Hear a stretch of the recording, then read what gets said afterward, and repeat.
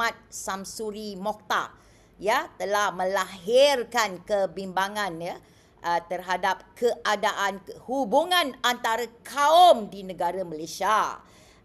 Ya, kita tahu ini satu isu yang amat penting ya di Malaysia, di negara kita. Okey, dia menyifatkan ya negara kita sekarang ini berada pada satu titik yang amat penting, dia kata.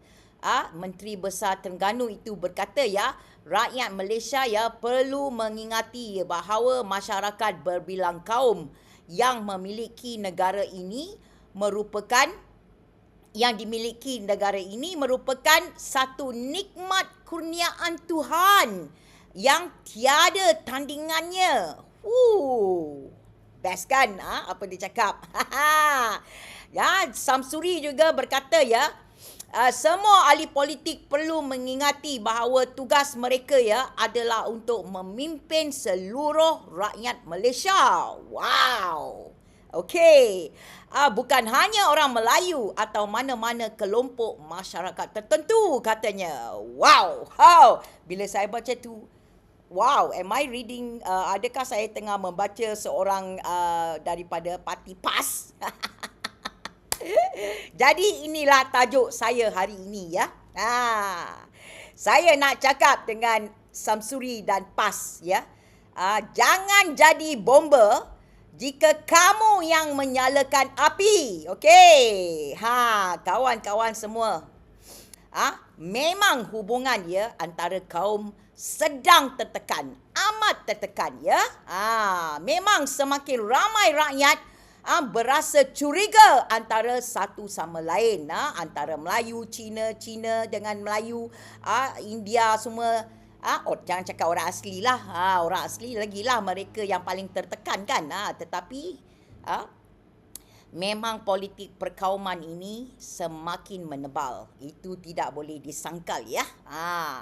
Tetapi ya, persoalan yang kita perlu tanya ialah, siapakah yang selama ini mendapat keuntungan politik daripada ketakutan kaum dan agama?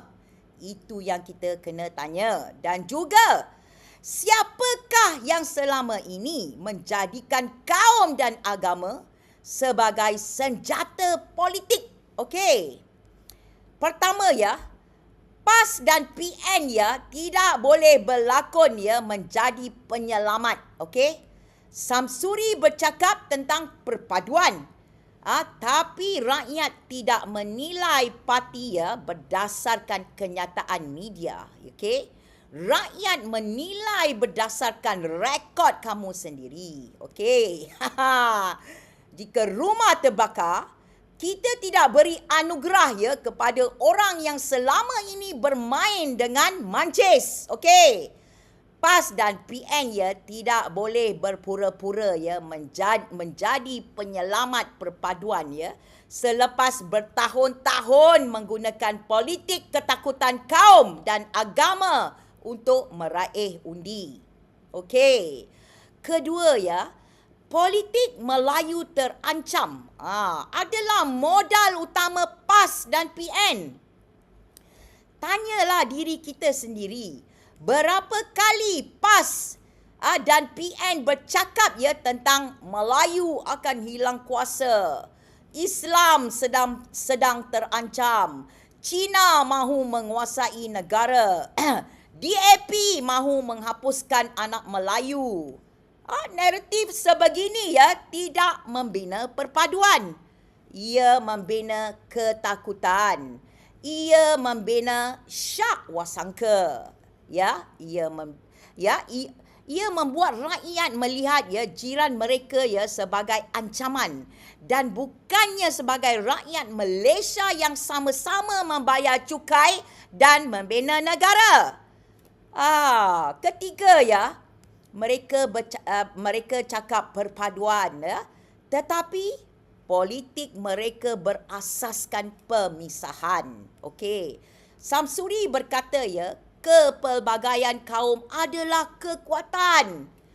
Amat bagus. Tetapi ya, mengapa PAS sering menggambarkan pertandingan politik ya sebagai Melayu lawan bukan Melayu. Islam lawan bukan Islam. Kita lawan mereka. Jika benarlah ya kepelbagaian adalah kekuatan, mengapa politik PAS ya begitu bergantung kepada pembahagian identiti? Okey. Rakyat tidak lupa wahai Samsuri. Okey. Keempat ya, mana suara Samsuri ya apabila pemimpin PAS mengeluarkan kenyataan perkauman? Ini satu soalan yang penting ya. Apabila ada pemimpin PAS mengeluarkan kenyataan yang menyinggung kaum atau agama lain, adakah Samsuri menegur? Adakah beliau membetulkan? Adakah beliau menolak retorik tersebut? Atau beliau hanya diam? Okey? Pemimpin ya bukan dinilai ketika keadaan tenang ya. Pemimpin dinilai apabila perlu menegur orang dalam kem sendiri. Jika beliau benar-benarlah mahu perpaduan, ya, beliau mesti berani menentang politik kebencian walaupun datang daripada PAS sendiri. Okey. Di sini saya nak bagilah contoh-contoh yang direkodkan dan dilaporkan ya secara terbuka, menunjukkan ini adalah berasaskan fakta dan bukannya serangan ya, serangan terhadap PAS. Ini adalah bukti-bukti ya. Pertama ya, Hadi Awang dan naratif hanya Melayu Islam boleh memimpin katanya. Okey. Hadi berulang kali menegaskan bahawa kepimpinan negara yang majmuk ini mesti diterajui oleh Melayu Islam dan pernah mempertahankan pendirian beliau bahawa hanya Melayu Islam yang sesuai memimpin masyarakat pelbagai kaum. Ya. Jadi ya, jika Samsuri bercakap ya tentang perpaduan kaum, adakah beliau bersetuju bahawa semua rakyat Malaysia mempunyai hak yang sama ya untuk menyumbang kepada kepimpinan negara? Atau beliau masih berpegang kepada politik yang membahagikan rakyat berdasarkan agama dan kaum? Ya, kedua, Hadi Awang mendakwa ya bukan Melayu dan bukan Islam punca rasuah.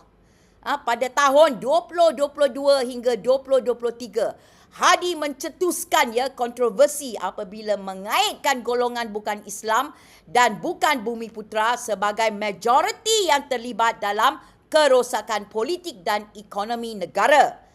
Kenyataan itu menerima kecaman yang meluas ya dan mendapat siasatan polis. Jadi bagaimana PAS boleh bercakap ya tentang keharmonian kaum jika pemimpin tertingginya pernah mengaitkan masalah rasuah dan penyelewengan dengan kaum tertentu. Okey. Rasuah ya tidak mengenal kaum, okey. Perompak tidak mempunyai bangsa. Penyamun tidak mempunyai agama. Okey? Ketiga ya, naratif Melayu ditipu dan Melayu terancam. Hadi juga sering menggunakan naratif ya bahawa orang Melayu sedang ditipu, dipermainkan dan perlu bersatu mempertahankan kuasa politik Melayu. Okey. PAS bercakap ya seolah-olah setiap pilihan raya adalah peperangan kaum. Okey?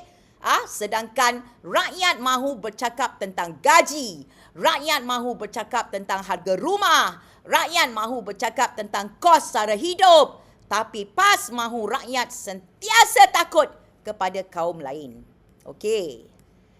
Keempat ya, label kafir harbi.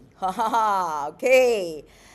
Beberapa pemimpin dan ahli PAS pernah dikaitkan ya dengan penggunaan istilah kafir harbi terhadap lawan politik atau pihak tertentu. Okey? Malah seorang MP PAS digantung selepas insiden penggunaan istilah tersebut di parlimen. Okey?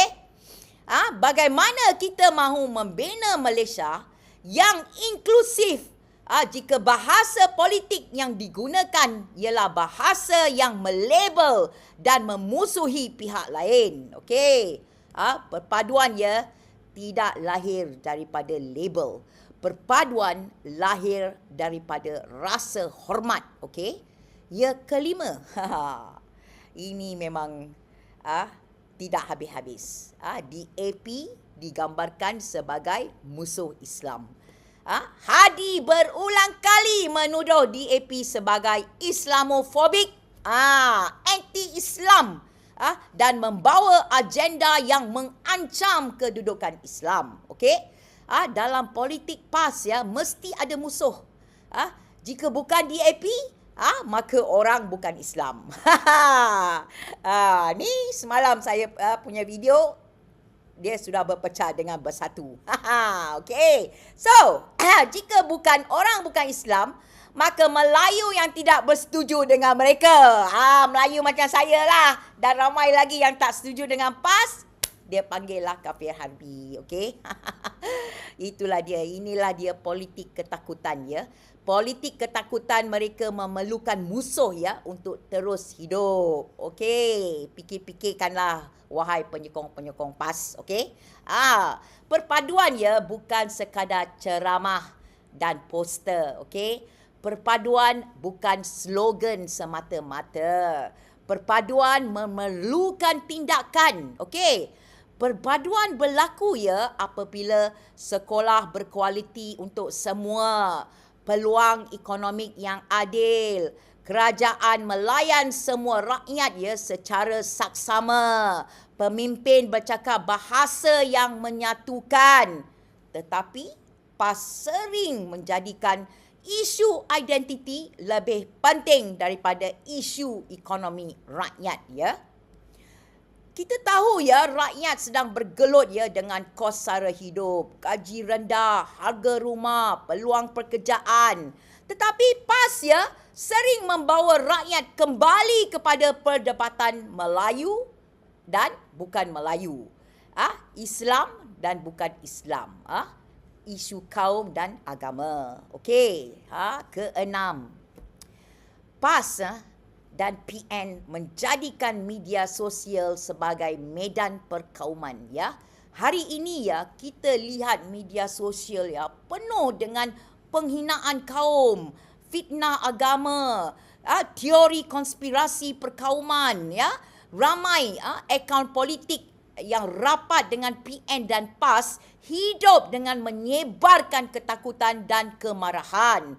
Kemudian apabila keadaan menjadi tegang, mereka tampil bercakap tentang perpaduan. Ini hipokrasi politik ya. Yang ketujuh ya, jika ikhlaslah mereka ni mahu perpaduan, mulakan dengan meminta maaf ya. Jika PAS dan PN ya benar-benar mahu menjadi juara perpaduan, mereka perlu mengakui kesilapan yang lalu ya. Jika mereka perlu mengaku bahawa politik ketakutan kaum telah merosakkan negara. Mereka perlu mengaku bahawa terlalu ramai ahli politik mendapat keuntungan daripada memecahkan rakyat. Tanpa pengakuan ini, ucapan perpaduan hanyalah kosmetik politik. Okey? I don't know lah, maybe we just have to wait forever for that ya. Kita kena tunggu selama-lamanya sampai kiamat kot sebelum PAS mengaku kesalahan mereka. Okey. Nombor 8 ya. Malaysia ya tidak boleh dibina atas ketakutan. Okey. Negara yang berjaya tidak dibina atas ketakutan. Negara yang berjaya dibina atas keyakinan. Okey, kita tidak boleh terus ya mengajar generasi muda kita bahawa kaum lain adalah ancaman. Agama lain adalah musuh. Perbezaan adalah bahaya. Sebaliknya, kita mesti mengajar anak-anak muda kita, generasi orang muda dan semua rakyat Malaysia bahawa kepelbagaian adalah kekuatan. Perbezaan adalah aset. Perpaduan adalah masa depan kita. Okey, nombor 9 ya. kepimpinan ya mesti berani menyekat retorik perkauman. Malaysia ya memerlukan pemimpin yang tegas. Bukan pemimpin yang bermain dua wajah. Two face ya, two face. Bercakap perpaduan di pentas rasmi tetapi membiarkan penyokong meniup sentimen perkauman di media sosial. Okey. Setiap kali ya ada kenyataan resis, pemimpin mesti mengecamnya. Parti mesti mengambil tindakan. Okey. Masyarakat mesti diberi mesej jelas bahawa kebencian tidak mempunyai tempat dalam negara ini. Ya. Tetapi mereka diam ya terhadap perkauman ya dan selanjutnya. Diam terhadap perkaumannya adalah kebenaran terhadap kepada perkauman. Okey, jadi kalau mereka diam tentang isu perkauman dan agama, itu menjadi satu kebenaran ya kepada pengikut-pengikut kamu. Okey? Nombor 10 ya.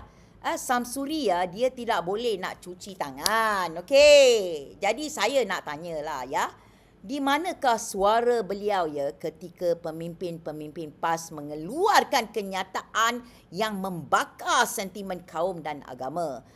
Di manakah suara beliau ya ketika naratif Melayu terancam dimainkan saban hari? Okey. Di manakah suara beliau ya ketika istilah yang menghina dan memecahkan rakyat digunakan?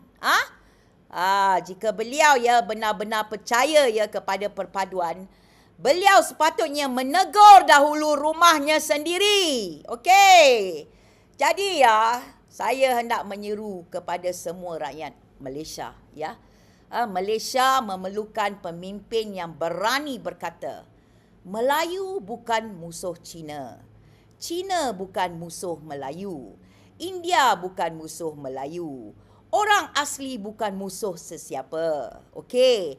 Musuh sebenar rakyat Malaysia ialah kemiskinan, rasuah, salah guna kuasa dan ahli politik yang menjadikan perkauman sebagai modal politik mereka. Ya, itu sebab saya cakap saya setuju dengan Samsuri bahawa hubungan antara kaum sedang berada di persimpangan yang membimbangkan. Tetapi saya tidak setuju ya apabila beliau terutama PAS cuba meletakkan diri sebagai penyelamat keadaan. Okey. Hakikatnya terlalu ramai pemimpin dalam PAS dan PN telah bertahun-tahun menggunakan sentimen kaum dan agama sebagai modal politik mereka. Ya, jadi kita sebagai rakyat ya, kita berhak bertanya. Bagaimana pihak yang membantu mencipta masalah kini mahu menjadi penyelesainya? Ya, Malaysia memerlukan politik yang menyatukan, bukan politik yang memecahkan. Malaysia memerlukan pemimpin yang berani ya menolak perkauman walaupun ia merugikan undi. Kerana masa depan negara kita ya tidak bergantung kepada siapa Melayu, siapa Cina, siapa India atau siapa orang asli. Janganlah datang bercakap ya tentang perpaduan ya selepas bertahun-tahun mengaut keuntungan politik daripada ketakutan kaum dan agama. Ya, Malaysia ya tidak memerlukan lebih banyak politik yang memisahkan rakyat. Ya, masa depan Malaysia ya bergantung sama ada kita memilih perpaduan atau terus membiarkan ahli politik memperdagangkan ketakutan demi kuasa. Okey, PAS hari ini mahu jadi bomba. Dia nak padamkan api yang dia adalah antara yang menyemarakkan api tersebut. Ya, tetapi ya rakyat masih ingat siapa yang selama ini bermain dengan api. Okey? Jangan datang bercakap ya tentang perpaduan ya selepas bertahun-tahun mengaut keuntungan politik daripada menggunakan isu kaum dan agama. Malaysia ya tidak memerlukan lebih banyak politik yang memisahkan rakyat. Okey? Ya.